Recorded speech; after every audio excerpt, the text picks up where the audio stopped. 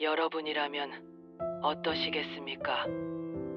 평생 믿어온 시어머니의 유언장이 갑자기 바뀌었다는 사실을 알게 된다면요. 저는 올해 42살, 22살에 결혼해 무려 20년 동안 한 가정을 지켜온 며느리입니다. 남편 민수와 함께 시부모님을 모시며 살았고 특히 시어머니께 정성을 다해왔습니다. 아침 일찍 일어나 시어머니의 아침 식사를 준비하는 일로 하루를 시작했습니다.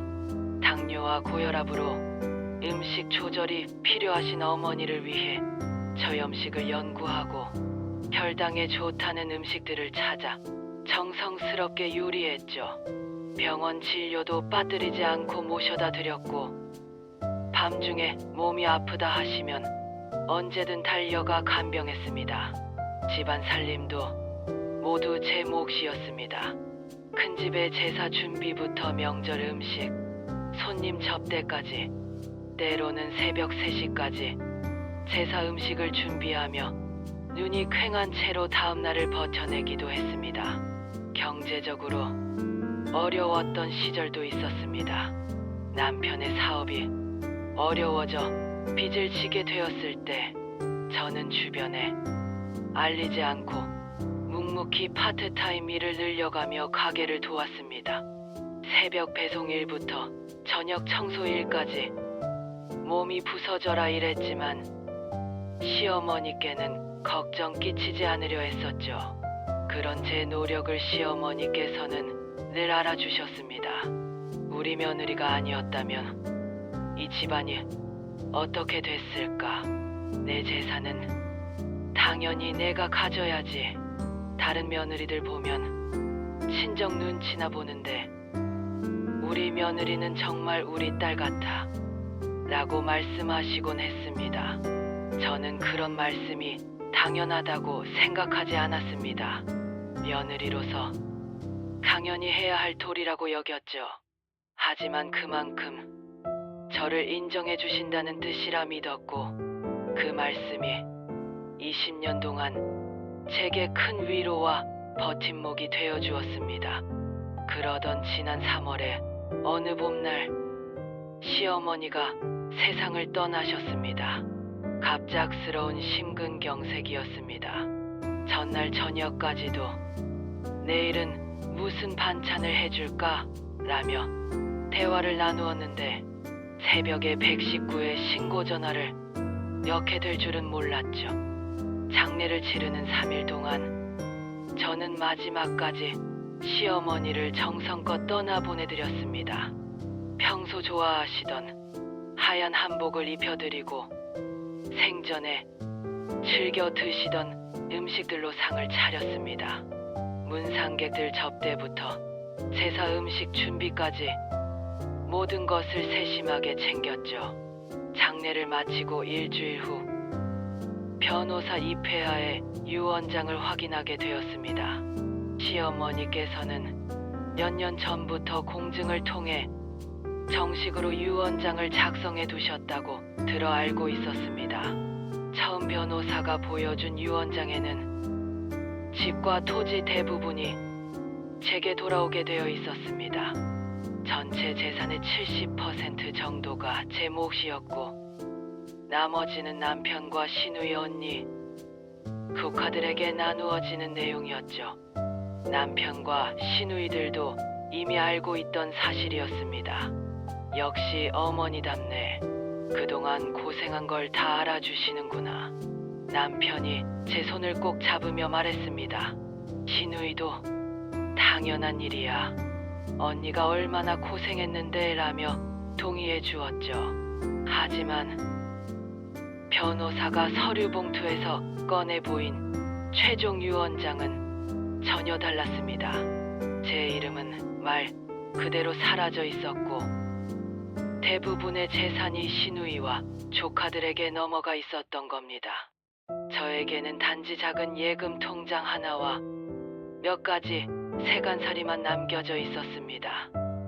이게 뭔가요? 저는 떨리는 목소리로 물었습니다. 순간 제 심장은 철렁 내려앉았습니다. 귀에서 윙윙거리는 소리가 나고 눈앞이 하얘졌습니다.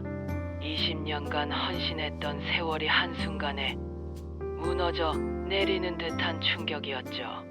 남편도 놀라 한동안 말을 잇지 못했습니다. 이게 무슨 소리야? 어머니가 왜 갑자기 바꾸신 거야? 언제 바꾸신 거냐고. 남편이 전호사 책상을 탁 치며 소리쳤습니다. 평소 온화한 남편이 그렇게 화를 내는 모습을 본 적이 없었는데 그만큼 충격이 컸나 봅니다. 변호사는 침착하게 서류를 정리하며 담담히 말했습니다.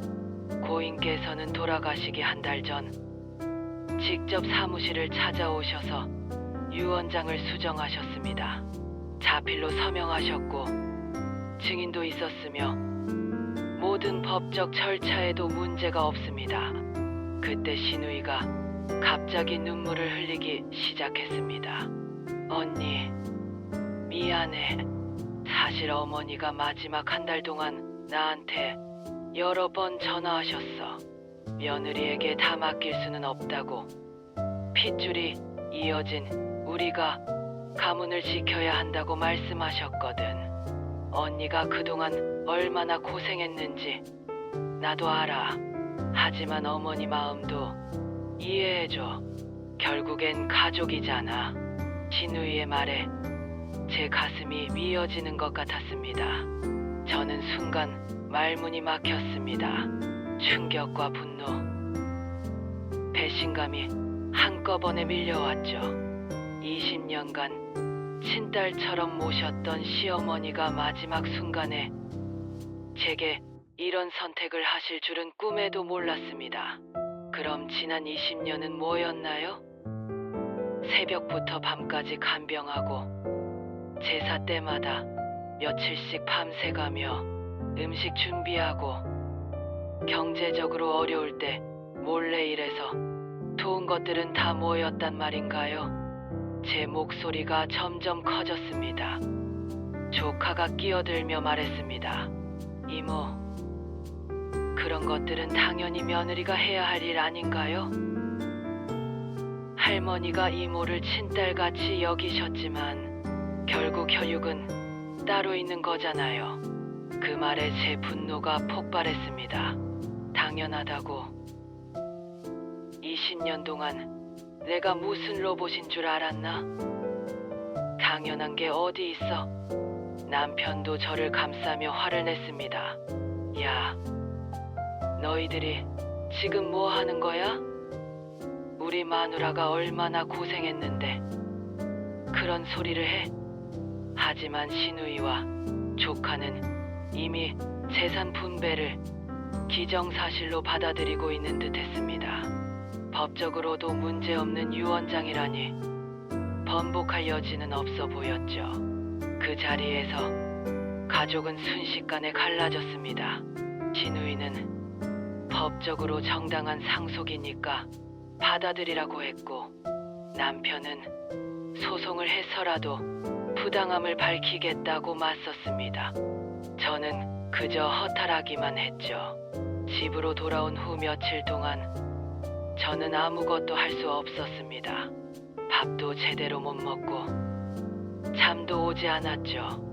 20년의 세월이 이렇게 허무하게 끝날 수 있는 건지, 도대체 시어머니가 왜 그런 선택을 하셨는지 도무지 이해할 수 없었습니다. 그러던 어느 날 뜻밖의 소식을 들었습니다. 시어머니와 가깝게 지내던 이웃 할머니가 저를 찾아오셨던 겁니다. 너 때문에 마음이 아파서 왔다. 내가 억울할 만도 하지. 할머니는 한숨을 쉬며 이야기를 시작하셨습니다. 사실 너희 시어머니가 돌아가시기 전 한 달 동안 나한테 여러 번 고민을 털어놓으셨거든. 유언장을 바꿔야 할지 말지 계속 고민하셨어. 할머니의 말에 따르면 시어머니에게는 오래전 지지 못한 빚이 있었다고 합니다. 30년 전 시아버지가 사업 실패로 큰 빚을 지게 되었을 때 집까지 넘어갈 위기에 처했었다는 겁니다. 그때 시누이가 신혼살림 마련을 위해 모아둔 돈을 모두 내놓아 빚을 갚아주었다고 합니다. 당시 시누이는 결혼을 1년이나 미뤄가며 부모님을 도왔던 거죠. 내 시어머니는 그 일을 평생 마음에 두고 계셨어. 딸한테 너무 미안했던 거야. 그래서 마지막에 양심상 그 빚을 갚는 심정으로 유언장을 바꾸신 거라고 하시더라. 더 충격적인 건 시어머니가 저에게 미안한 마음을 담은 편지를 따로 남겨두셨다는 사실이었습니다.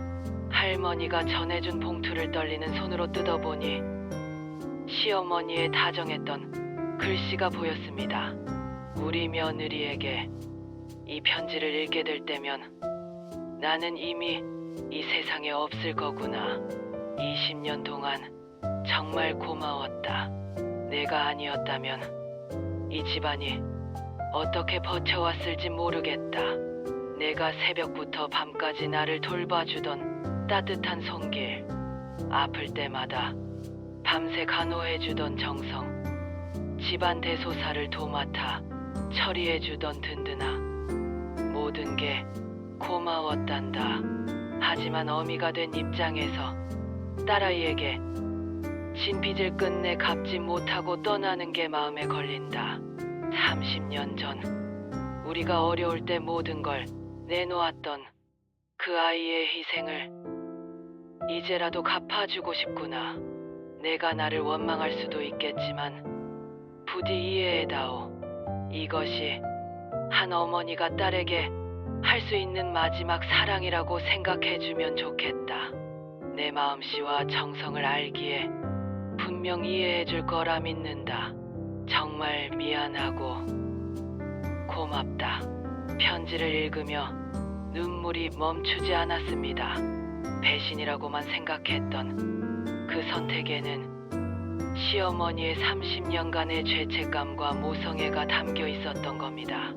그제야 시누이가 장례식장에서 보였던 복잡한 표정의 의미도 이해할 수 있었습니다.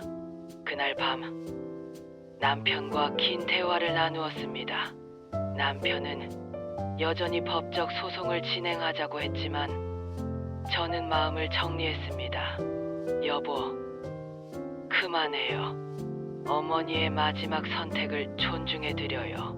하지만 당신이 얼마나 고생했는데 고생은 마음에서 우러나서 한 거잖아요. 대가를 바라고 한 게 아니라고요. 결국 저는 소송을 포기했습니다. 돈보다 중요한 건 가족의 진심과 평화라는 걸 깨달았기 때문입니다. 시어머니께서도 쉽지 않은 선택이었을 거라고 이제는 이해할 수 있었습니다. 며칠 후 시누이를 만나 이야기를 나누었습니다. 시누이도 미안해하며 눈물을 보였죠. 언니, 정말 미안해. 어머니가 얼마나 고민하셨는지 몰랐어. 언니 덕분에 우리가 이만큼 살았는데 괜찮아요. 이제 이해해요. 언니도 그때 많이 희생했구나. 물론 마음 한켠은 여전히 씁쓸합니다. 20년의 세월이 무색할 수도 있겠다는 생각도 듭니다. 하지만 시어머니의 마지막 선택을 존중하며 그분의 복잡했던 마음을 이해하려 노력하고 있습니다. 지금 저는 새로운 출발을 준비하고 있습니다. 남편과 함께 작은 아파트로 이사를 가서 새 삶을 시작할 예정입니다. 그동안 시집살이에만 매달려 놓쳤던 제 자신의 꿈들도 다시 찾아보려고 해요. 여러분이라면 어떠시겠습니까? 평생 헌신했는데 결국 재산을 다른 이가 가져가게 된다면 20년간 쌓아온 정성과 사랑이 하루아침에 무너진 듯한 상황을 맞는다면 여러분은 그 선택을 받아들일 수 있겠습니까? 그리고 혹시 저처럼 가족의 진심을 이해하고 용서할 수 있을까요?